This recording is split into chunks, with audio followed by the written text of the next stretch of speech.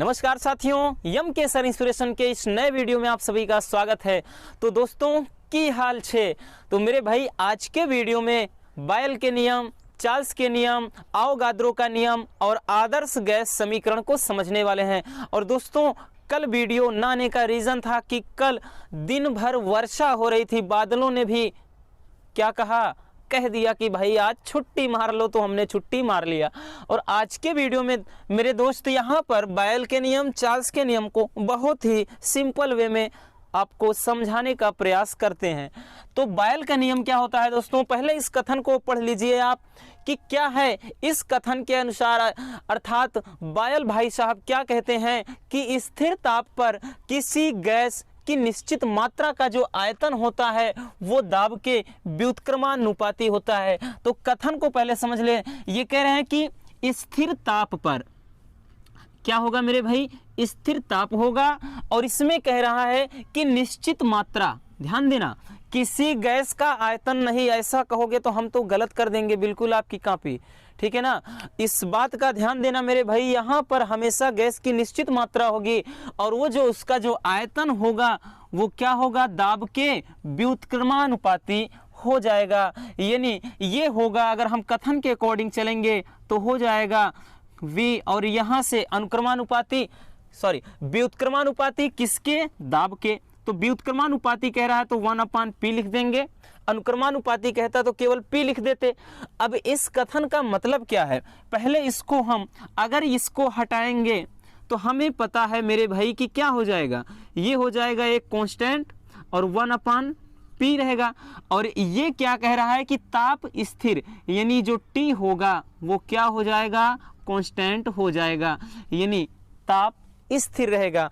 इसका मतलब क्या है, इसका मतलब ये है कि आप किसी भी गैस को, जैसे हमने बताया ये बर्तन में क्या है, गैस है, ठीक, आपने इसको गर्म किया। ध्यान से समझना, एक एक चीजें बढ़िया से देखते चलना मेरे भाई। इसमें क्या कह रहा है कि स्थिर ताप पर ताप नियत रहे, ताप में कोई भी परिवर्तन ना करें।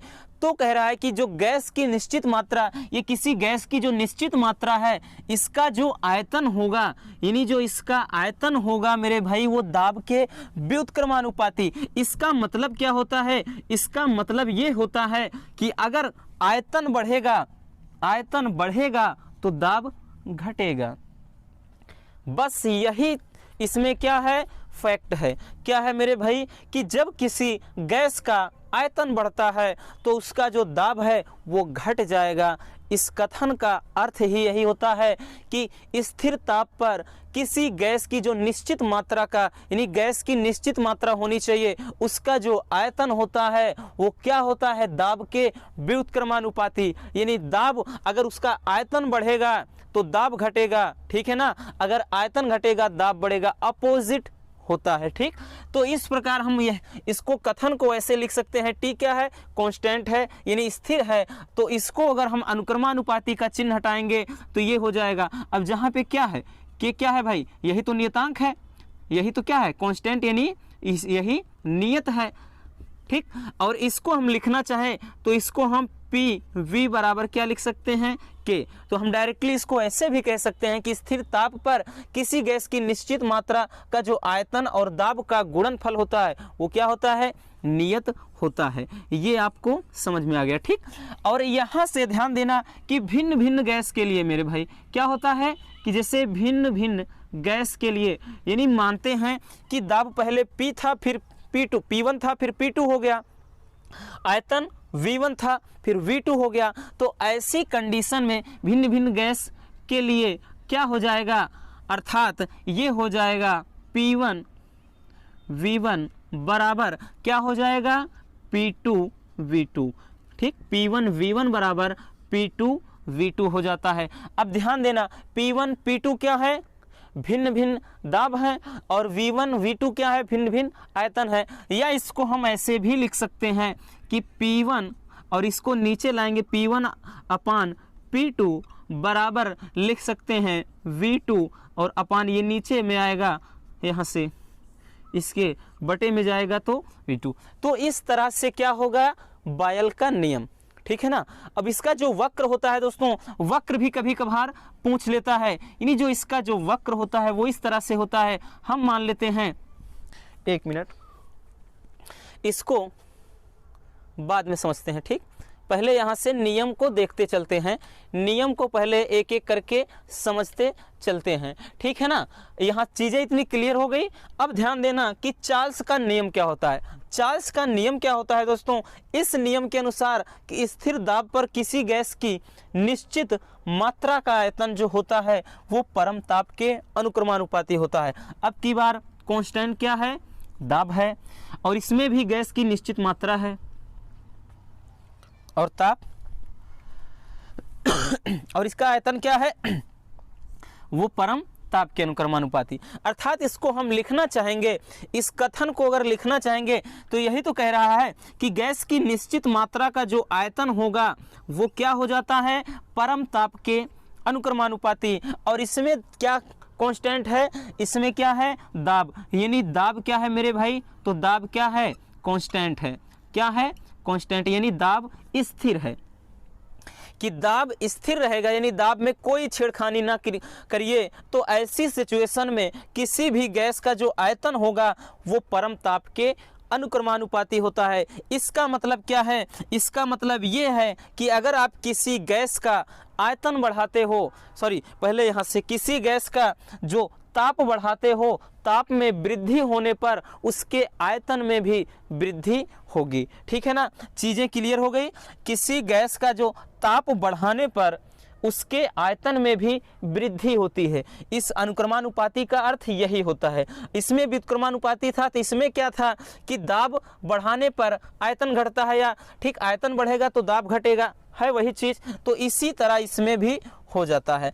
अब यहाँ से ध्यान देना, अगर हम इसको लिखना चाहेंगे, इसको जब हटाएंगे यहाँ से क्या हो जाएगा, K × T, जहाँ पर K क्या है, नियतांक है, K क्या है, नियत कहो या नियतांक, कांस्टेंट।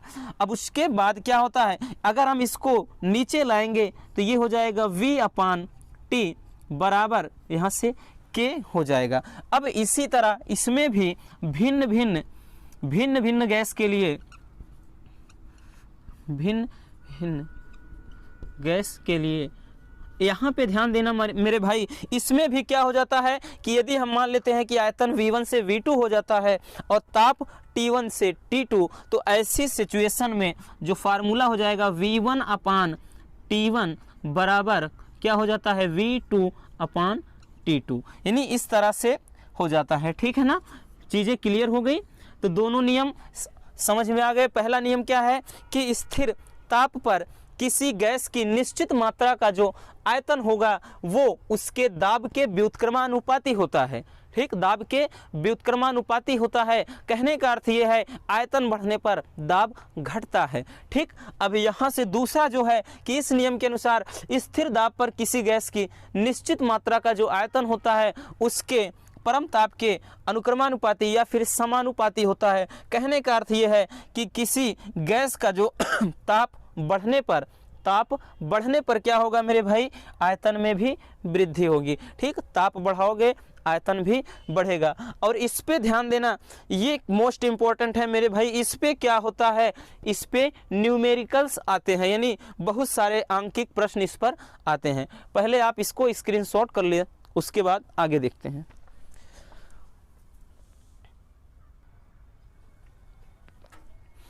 चलिए यहाँ से अब आगे समझते हैं, और ये बहुत ही इम्पोर्टेंट है मेरे दोस्त, ध्यान देना। ये वाला मोस्ट इम्पॉर्टेंट है और आपको जरूर एग्जाम में दिखाई पड़ेगा, ठीक है ना। अब यहाँ से पहले अगला नियम समझ लेते हैं कि आओगाद्रो का नियम क्या है। देखो आओगाद्रो यहाँ पे या एवोगैड्रो संख्या नहीं देखना है, इसके नियम को समझना है। इसमें क्या होता है मेरे भाई, इसमें भी होता है कि स्थिर ताप व दाब पर, ध्यान देना, बायल के नियम में और चार्ल्स के नियम में, उन दोनों में जो कांस्टेंट होता है इसमें दोनों के दोनों कांस्टेंट होते हैं।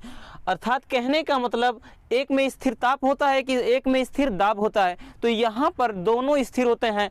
वही क्या होता है कि इस नियम के अनुसार स्थिर ताप व दाब पर गैस की निश्चित मात्रा का जो आयतन होता है गैस के अणुओं की संख्या के समानुपाती होता है। अगर हम बात करें इसको, अगर हम लिखना चाहेंगे दोस्तों, ये n क्या है? अणुओं की संख्या यानी मोलों की संख्या भी इसको कह सकते हैं, ठीक। या फिर अगर हम इसको लिखना चाहेंगे तो क्या लिख सकते हैं? v बराबर, इसको जब हटाएंगे k इंटू n हो जाएगा। यहाँ से ये क्या हो जाएगा? अवोगाद्रो का नियम हो जाएगा। अब जो मोस्ट इंपॉर्टेंट है वो ये है, आदर्श गैस समीकरण, जिस पे बहुत सारे न्यूमेरिकल्स आते हैं।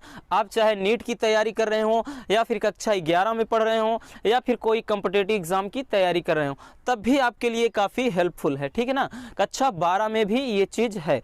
तो ध्यान देना मेरे भाई, इसमें क्या होता है, बॉयल के नियम, चार्ल्स के नियम और अवोगाद्रो के जो नियम, तीनों नियम को मिलाने के बाद एक समीकरण बनता है जिसको क्या कहा जाता है? आदर्श गैस समीकरण। अगर हम बात करें बॉयल के नियम में, बॉयल का जो नियम होता है वो दोस्तों क्या होता है?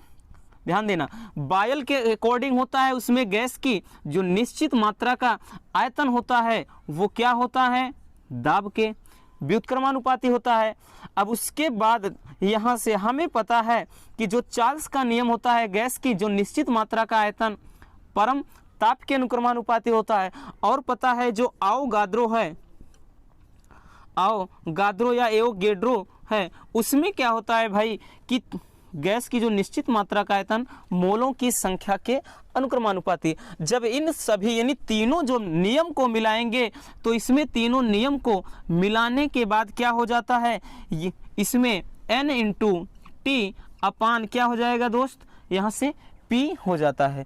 जब इसको हम हटाएंगे मेरे भाई तो ये हो जाएगा v बराबर, यहाँ पे r हो जाता है n इंटू टी और अपान यहाँ से p। अब इसको जब सही से लिखेंगे, इसको जब अच्छे से लिखेंगे तो ये हो जाएगा pv। क्या हो जाएगा दोस्तों? pv बराबर यहाँ nRT, pv बराबर nRT। यहाँ से इसी समीकरण को कहा जाता है आदर्श गैस समीकरण कहा जाता है। अब ध्यान देना, इसे हम ऐसे भी लिख सकते हैं, PV बराबर n क्या है? नंबर्स ऑफ मोल, यानी मोलों की संख्या। इसके स्थान पे हम W/m भी लिख सकते हैं और उसके बाद यहाँ पे R इंटू टी। तो इस समीकरण को हम ऐसे भी लिख सकते हैं। अब एक एक चीज ध्यान देना, हमें पता है P क्या है, तो P दाब है, V क्या है? वॉल्यूम यानी आयतन है, ठीक है ना। अब उसके बाद जो n बात करें तो डायरेक्टली n में क्या होगा? मोलों की संख्या। लेकिन स्मॉल w ये क्या है? पदार्थ का भार है, ठीक है ना। यानी किसी पदार्थ का जो भार होता है, पदार्थ का भार या गैस का भार। उसके बाद m क्या हो जाएगा दोस्तों? m हो जाता है अणुभार। m क्या होता है? अणुभार। और r क्या है? तो r क्या है? गैस समीकरण। क्या है? गैस स्थिरांक है, गैस स्थिरांक, ठीक। जो इसका मान होता है 0.0821 atm यानी वायुमंडल प्रति केल्विन प्रति मोल होता है, ठीक। और T क्या है? तो T क्या है दोस्तों? परम ताप। क्या है? परम ताप है। यानी अगर ये अंश सेल्सियस में दिया हो, अगर ये अंश सेल्सियस में दिया हो तो उसे क्या करते हैं?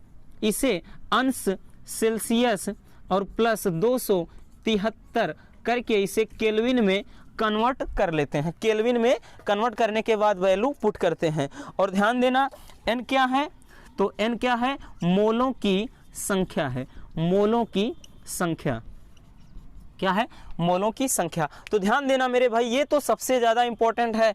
तो बस दोस्तों आज के वीडियो में इतना ही। अगर वीडियो पसंद आया तो प्यार से एक लाइक कर देना, और चैनल को अभी तक सब्सक्राइब ना किया हो तो चैनल को सब्सक्राइब करके जल्द ही अपने यूट्यूब परिवार को 10,000 तक पहुंचवाओ मेरे भाई। मिलते हैं नेक्स्ट ऐसे ही शानदार वीडियोस के साथ।